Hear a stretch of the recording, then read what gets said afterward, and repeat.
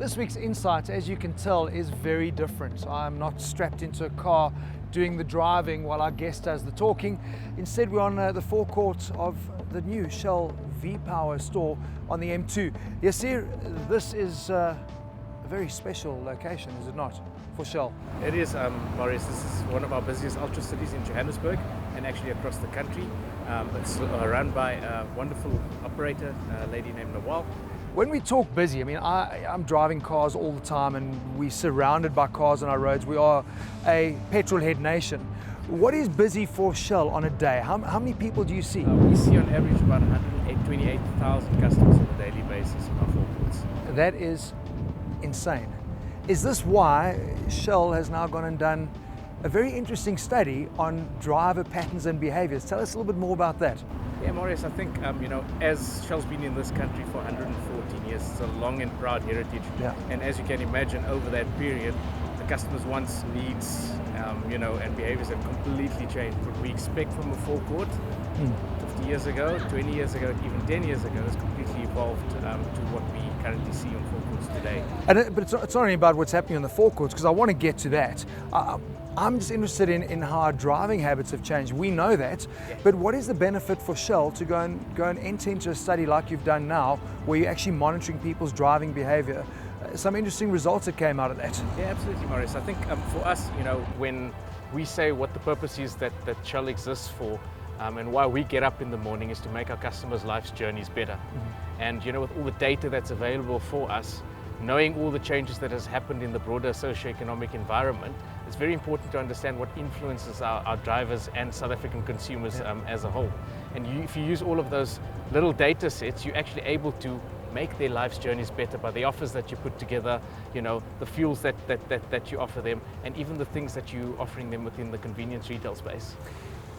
In the old days, conducting research like you did now would have been some guy sitting with pen and paper and crunching numbers. It's crazy. Show us your wrist. So, embracing technology. So for this research, what did that do? Is that like a Fitbit type device? This is a Fitbit type of device. It's wearable technology. We partnered with the Goldsmiths Institute from the University of London. Dr. Chris Brower, he's one of the leading technologists and researchers in wearable technology. And we use these devices with GPS devices, with the Shell Motorist app, to kind of track driver behavior on a daily basis. And within this country, we probably did about 300 customers that we gave these to, and basically tracked their daily behavior. What did you find? What was interesting for you? Look, I think it was really, really fascinating, and probably the most fascinating was because we can compare it to other markets where we've done the study in. On average, for example, South Africans drive for about 27 minutes a day. We drive at about 35 kilometers per hour.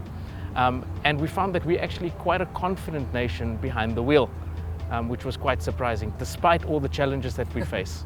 Confident or aggressive probably also links into it. But how does that compare? Because we often say, in South Africa, we literally do live in suburbia. We don't have congestion like cities in London.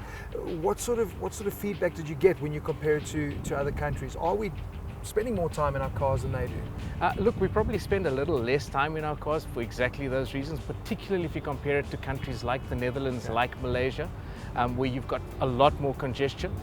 But I think the infrastructure that we've got here and the way that our drivers actually behave was significantly different. It was also cool because I know with that you were tracking like the music people listen to, how that affects their moods and whether they're sleeping well, how that affects their driving habits as well. But you did touch on the forecourt. Yeah. My goodness, I mean, it really has changed. No longer is it splash and dash, put in fuel. You literally are appealing to a complete lifestyle.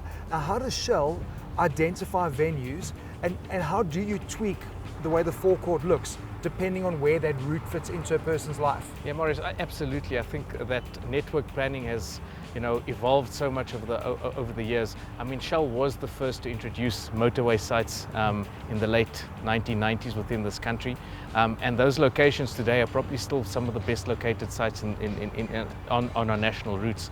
But as you said, understanding where population growth is coming from, where the new suburbs and where the new residential hubs and nodes are coming up is absolutely critical. And then taking the data of what customers are buying in the area, what the the market segment is looking at all determines what the offers are that you put on the forecourts. So could you have used that research that you did for the driver behaviours to also be able to plot where they drive? Did you get that sort of data as well? We've got all the GPS data from our users. We use chatbot technology, all of those kind of things, particularly also because we use the Shell Motorist app, which helped these drivers plot their routes. So it gave us quite a rich data set around what the customers were actually doing. One thing that hasn't changed though, people are very happy to wait for their Steers burger. They don't want to wait for their fuel. That hasn't changed on a forecourt. No, absolutely. And I think that's probably one of the key differentiators that we look to sort of instill in our service ethic. I mean, if you think about customer journey and mapping out the customer journey, we can promise all the great things in our advertising and our marketing, but the moment of truth is when it actually happens out on the forecourt. And we take quite great pride in, our welcome to Shell service ethic that we instill in our forecourt service attendants. What is quite interesting with this forecourt is I've actually seen quite a few females working on the forecourt. Is that something that as Shell you see value in, you want to promote? Yeah, I think the world of work has changed completely, and the diversity that we're seeing in both our staff in head office as well as our forecourt champions on the forecourt shows that a woman can do a job equally, if not better than a guy. I would imagine there's going to be a little bit more attention to detail and a natural service-orientated approach that a woman will come with that a guy just doesn't have.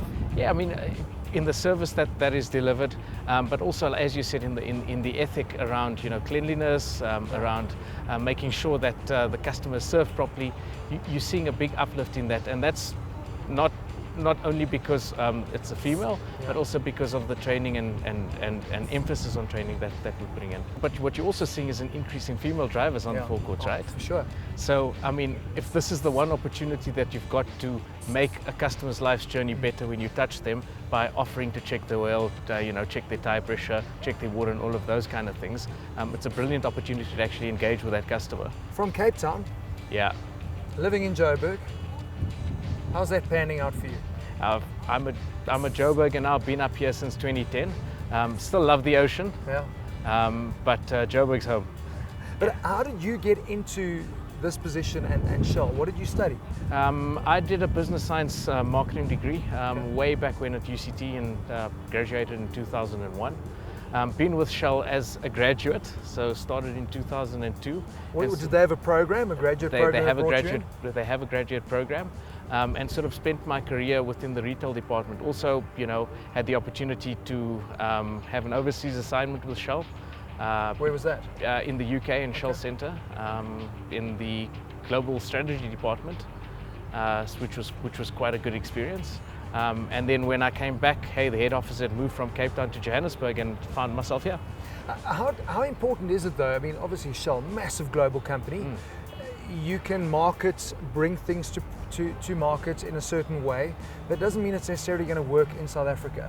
How much latitude do you have as Shell here in South Africa to tweak your offerings, change the look and feel possibly to appeal to a South African consumer? Yeah, I think we've really embraced localization and the understanding that yes, we've got a very, very strong global brand with a strong heritage, globally as well as locally. But the offers actually have to speak to a local market and a local target audience. V-Power, I mean, I'm a petrol head. I love my motor racing. That association for Shell with performance and motor racing, does that make a difference to the consumer? I think it does. I think we've got such a strong heritage, particularly with our history with Formula One. The Ferrari technical endorsement, most recently as well, the BMW M recommendation of Shell's performance fuels. But we also have, with our lubricants, as well as our fuels across different motorsports. I mean, if you're talking GP2, WRC, we're represented in all the major motorsports. So I think that's what a lot of people forget, is that they see Shell and they think it's fuel, but I mean the lubrication business is massive, but obviously not something that consumers touch on a daily basis. Are you a petrol head? I am indeed. Yes. You like driving? I love driving. First car? Ford Sapphire. Oh, the Sapphire. Classic. That? Yeah, that is classic. Yeah. You could fit all of your mates and their families. Absolutely. And what do you drive now? I've got a Ford Territory. an old 2008 SD. Very Yeah. cool. So you can ride Loving over it. everyone in Joburg. Yeah, Which is probably a good thing. You know, it's my second taxi when taxis are on strike. Yeah. Works like a Yeah. bomb. Family? Yeah. Married, 4 kids. 4 kids. Yeah, hence the territory. I was gonna say you need the Hence the sapphire territory. or you need the territory. How old are they? Little one's 3, next one's 4, and so 3 boys and a girl. So the boys are 3, 4, 12, and the girl's 8. It's amazing that you managed to juggle what is a hectic, busy family life with a high-powered job like yourself. Like, it's hectic. Look, it's fun, and it also brings the balance, right? So I mean, spending time with the kids and with the family is what gives me energy.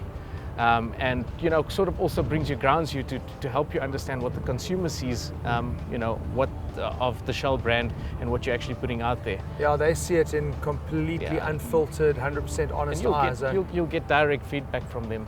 There's no treading, beating around the bush and being subtle. They'll tell you I like it or I don't like it. Absolutely. Is there anything you do that is activity-based to kind of help you de-stress? What do you do when you're not working? When I'm not working, I love gym, so try and go as often as possible. Play some oldies rugby. So, Oh, do you? Yeah. Pirates So do man I. are here. Sure, he's done his research. Pirate, actually now, Old Cape Town Club, Hamilton's where I played a lot of my fantastic. rugby.